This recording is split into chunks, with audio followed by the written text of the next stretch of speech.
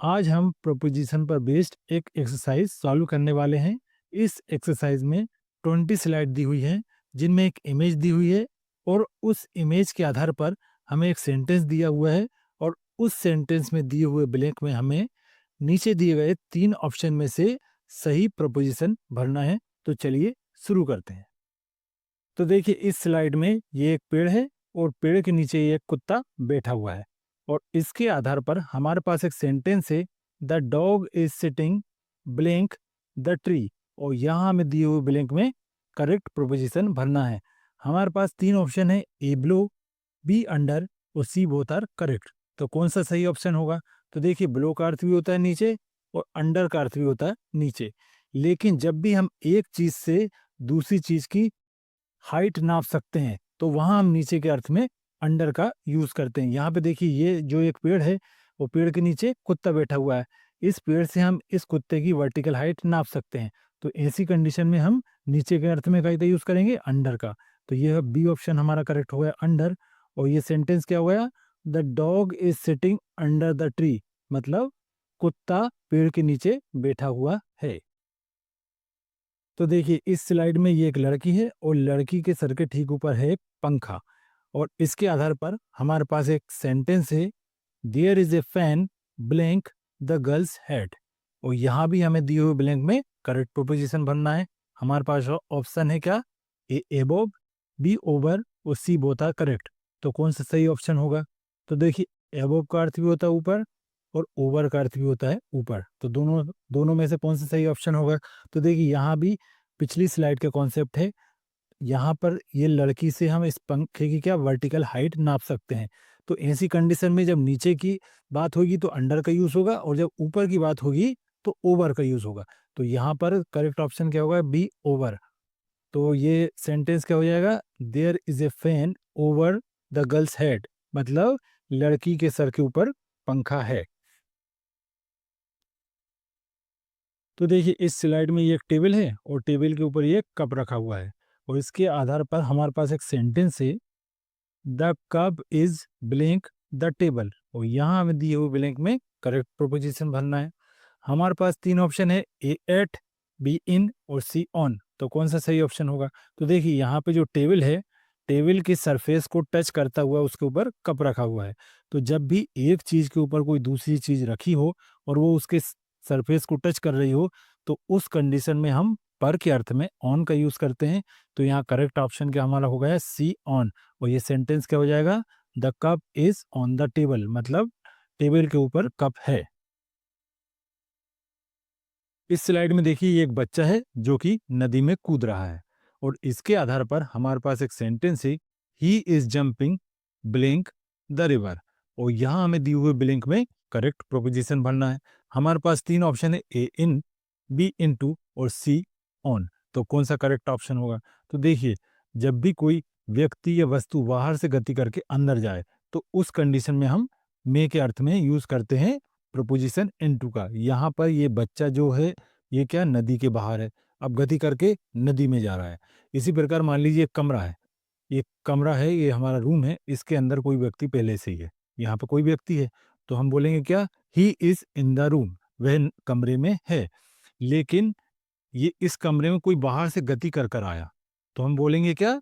He came in to the room. गति करके बाहर से आया तो ही केम इन टू द रूम और पहले से है तो he is in the room. तो इसी प्रकार ये बच्चा क्या बाहर से गति कर कर नदी में जा रहा है, तो इसलिए हम यूज करेंगे यहाँ पर इनटू का। तो हमारा करेक्ट ऑप्शन होगा बी इनटू। और ये सेंटेंस क्या हो जाएगा? He is jumping into the river, मतलब वह नदी में कूद रहा है। अब देखिए इस स्लाइड में क्या है, ये एक स्कूल है और स्कूल के बगल में है एक टेम्पल और इसके आधार पर हमारे पास एक सेंटेंस है, there is a temple blank the school. और यहाँ हमें दिए हुए ब्लैंक में क्या करना है? करेक्ट प्रोपोजिशन भरना है। हमारे पास 3 ऑप्शन है, ए बिसाइड, बी बिसाइड्स और सी बोथ आर करेक्ट। तो कौन सा सही ऑप्शन होगा? तो देखिए यहाँ पर ये स्कूल है और ये टेम्पल है, एक दूसरे के बगल में है। तो के बगल में के अर्थ में हम यूज करते हैं प्रोपोजिशन बिसाइड का और बिसाइड्स का अर्थ होता है के अलावा।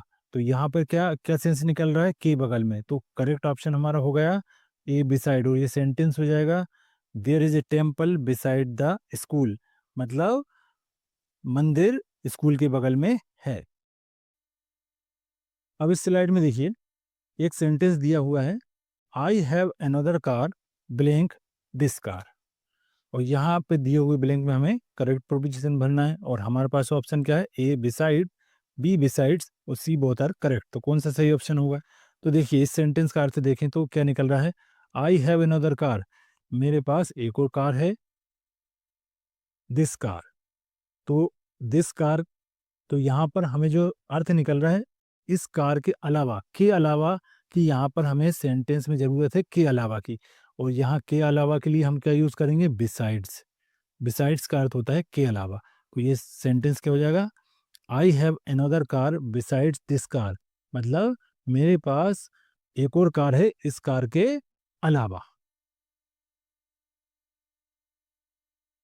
अब इस स्लाइड में देखिए यहाँ पर एक लड़की है जो कि एक टेबल के सामने खड़ी हुई है, और इसके आधार पर हमारे पास एक सेंटेंस है, the girl is standing blank the table, और यहाँ भी हमें दी हुई ब्लैंक में करेक्ट प्रोपोजिशन भरना है। हमारे पास ऑप्शन है A beside, B in front of और सी बिहाइंड। तो यहाँ पे जो लड़की है क्या है, टेबल के सामने खड़ी है, और के सामने के अर्थ में हम कई का यूज करते हैं, इन फ्रंट ऑफ का। तो हमारा ऑप्शन हो गया सही बी, इन फ्रंट ऑफ, और ये सेंटेंस क्या हो जाएगा, the girl is standing in front of the table, मतलब लड़की टेबल के सामने खड़ी हुई है। तो इस स्लाइड में देखिए ये लड़की टेबल के पीछे खड़ी हुई है, और इसके आधार पर हमारे पास एक सेंटेंस है, the girl is standing blank the table, और यहाँ हमें दी हुई ब्लैंक में करेक्ट प्रोपोजिशन भरना है। हमारे पास तीन ऑप्शन है, A beside, B in front of और सी बिहाइंड। तो लड़की क्या है, टेबल के पीछे खड़ी हुई है, तो के पीछे के अर्थ में हम क्या यूज करते हैं, बिहाइंड का। तो करेक्ट ऑप्शन हमारा हो गया सी बिहाइंड, और ये सेंटेंस क्या हो जाएगा, the girl is standing behind the table, मतलब लड़की टेबल के पीछे खड़ी हुई है। इस स्लाइड में एक व्यक्ति को लाइट बंद करने के लिए कहा गया है, और उसके आधार पर हमारे पास एक सेंटेंस है, टर्न ब्लिंक द लाइट, और यहाँ भी हमें दिए हुए ब्लिंक में करेक्ट प्रोपोजिशन भरना है। हमारे पास तीन ऑप्शन है, A off, B O double F off और सी बोथ आर करेक्ट। तो कौन सा सही ऑप्शन होगा? तो देखिए जब भी सेपरेशन की बात होती है, कहीं कनेक्शन टूटने की बात होती है, अलगाव की बात होती है, मतलब जहाँ पर एक चीज़ का कनेक्शन दूसरी चीज़ से टूटे, तो उस कंडीशन में हम यूज़ करते हैं preposition O double F off का। तो यहाँ सही ऑप्शन होगा बी ऑफ, और ये सेंटेंस क्या हो गया, टर्न ऑफ द लाइट, मतलब लाइट बंद करो। इस स्लाइड में देखिए ये एक लड़की है जो कि घर जा रही है, और इसके आधार पर हमारे पास एक सेंटेंस है, सी इज गोइंग ब्लैंक होम, और यहाँ हमें दिए हुए ब्लैंक में करेक्ट प्रोपोजिशन भरना है। हमारे पास तीन ऑप्शन है, ए एट, बी टू और सी नो प्रोपोजिशन। तो देखिए जब भी हम गो की बात करते हैं, गो के बाद कोई डेस्टिनेशन आती है, तो हम वहाँ पर टू का यूज़ करते हैं, जैसे going to school, going to market. लेकिन यदि वहाँ पर होम आ जाए, यहाँ पर होम आया हुआ है, तो उस कंडीशन में हम कोई प्रीपोजिशन नहीं लगाते, तो यहाँ पर करेक्ट ऑप्शन हमारा हो गया सी नो प्रीपोजिशन, और ये सेंटेंस क्या हो जाएगा हमारा, करेक्ट ऑप्शन हो गया सी, और ये सेंटेंस क्या हो जाएगा, सी इज गोइंग होम, वह घर जा रही है। इस स्लाइड में देखिए ये एक बस है जो कि एक टनल से होकर गुजर रही है, तो इसके आधार पर हमारे पास एक सेंटेंस है, the bus is passing blink the tunnel, और यहाँ भी हमें दी हुई ब्लैंक में करेक्ट प्रोपोजिशन भरना है। हमारे पास तीन ऑप्शन है, ए फ्रॉम, बी थ्रू और सी इन। तो कौन सा करेक्ट ऑप्शन होगा? तो देखिए जब भी कोई चीज एक थ्री डायमेंशनल स्पेस से आर पार गुजरती है, तो वहां पर हम यूज करते हैं के माध्यम से, या के द्वारा, या से के अर्थ में थ्रू का। तो यहाँ पर करेक्ट ऑप्शन होगा बी थ्रू, और ये सेंटेंस क्या हो जाएगा, ये सेंटेंस हो जाएगा हमारा, the bus is passing through the tunnel, मतलब बस टनल से होकर गुजर रही है। इस स्लाइड में देखिए ये एक प्लेग्राउंड है, और प्लेग्राउंड के अंदर कुछ बच्चे खेल रहे हैं, और इसके आधार पर हमारे पास एक सेंटेंस है, the children are playing blank the playground, और यहाँ हमें दी हुई ब्लिंक में करेक्ट प्रोपोजिशन भरना है। हमारे पास तीन ऑप्शन है, ए एट, बी इन और सी ऑन। तो कौन सा करेक्ट ऑप्शन होगा?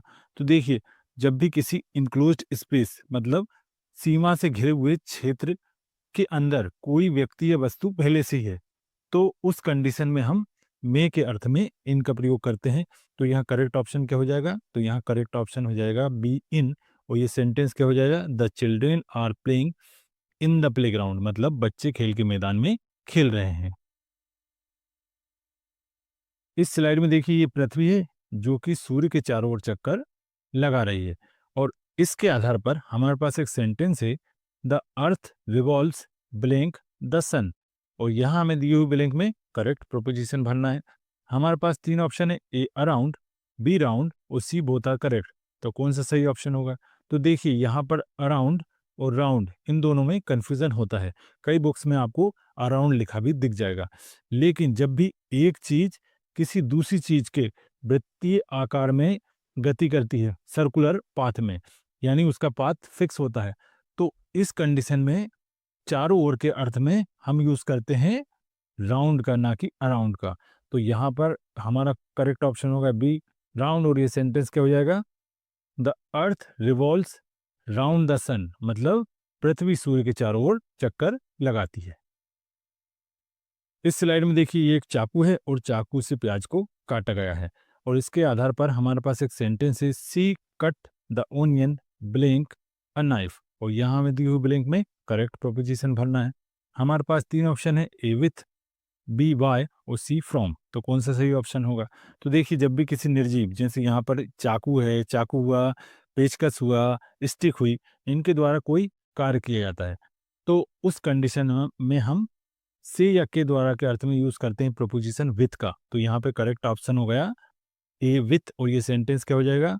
सी cut the onion with a knife, मतलब उसने चाकू से प्याज काटा। इस स्लाइड में देखिए एक सेंटेंस दिया हुआ है, he goes to the office blank car, और यहाँ दिए हुए ब्लैंक में करेक्ट प्रोपोजिशन भरना है। हमारे पास ऑप्शन है ए बाय, बी विथ और सी फ्रॉम। तो कौन सा सही ऑप्शन होगा? तो देखिए यातायात के साधन जैसे बस, ट्रेन, कार, इनके साथ हम से या के द्वारा के अर्थ में यूज करते हैं प्रोपोजिशन बाय का। तो ये हमारा करेक्ट ऑप्शन हो गया ए बाय, और ये सेंटेंस क्या हो जाएगा? He goes to the office by car, मतलब वह कार से ऑफिस जाता है।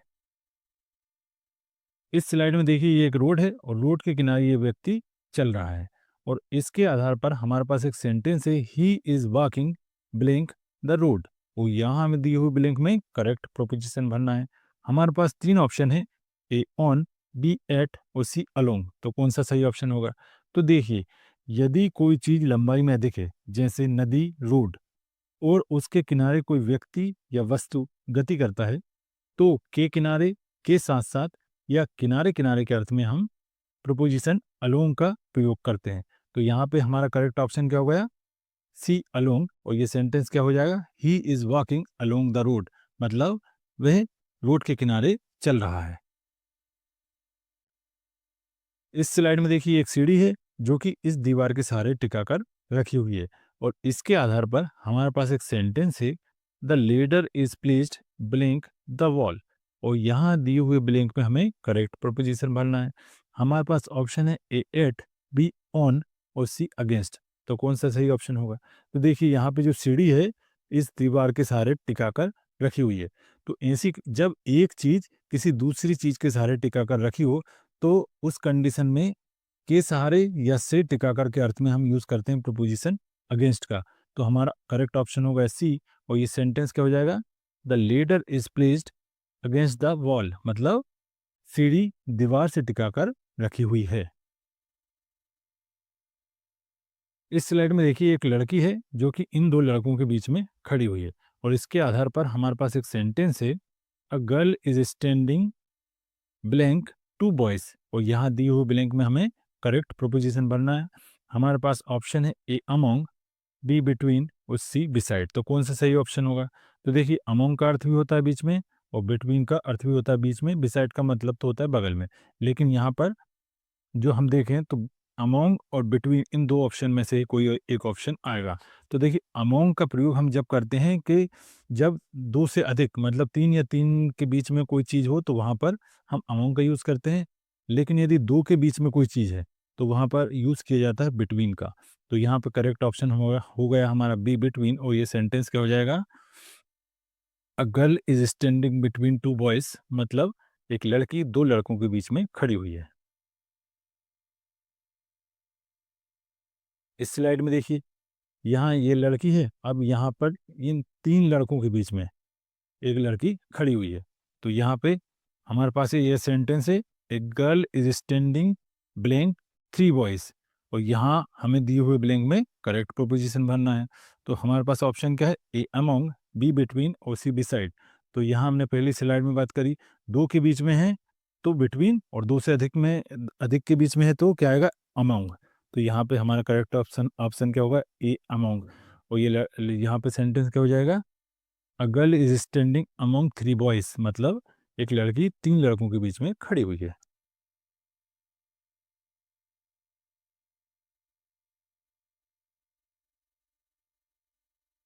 इस स्लाइड में देखिए, ये एक रोड है जिसे एक व्यक्ति ने दौड़कर पार किया, और इसके आधार पर हमारे पास एक सेंटेंस है, ही रेन ब्लैंक द रोड, और यहाँ हमें दिए हुए ब्लैंक में करेक्ट प्रोपोजिशन भरना है।